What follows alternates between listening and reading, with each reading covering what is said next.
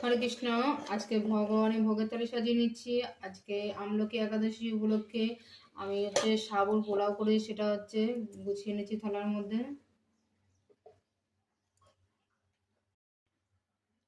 আমি ভগবানের জন্য গোছানো হয়ে গেল। আজকে লাউ দিয়ে আলু দিয়ে করেছি, এটা ঘি দিয়ে দেওয়া হয়েছে, তেলের বদলে ঘি দিয়ে করেছি। এখন আমি ভগবানের ভোগের থালিতে দিয়ে দেবো। আজকে নতুন একটা রেসিপি করেছি, বাদামের ভুনা। আমাদের টমেটো দিয়েছি, ধনেপাতা দিয়েছি, দিয়ে এটা রান্না করেছি। এটা ভগবানের জন্য ভগবান থেকে দিয়ে দিলাম। ওটা আঙ্গুর দিয়ে দিচ্ছি ভগবান থেকে।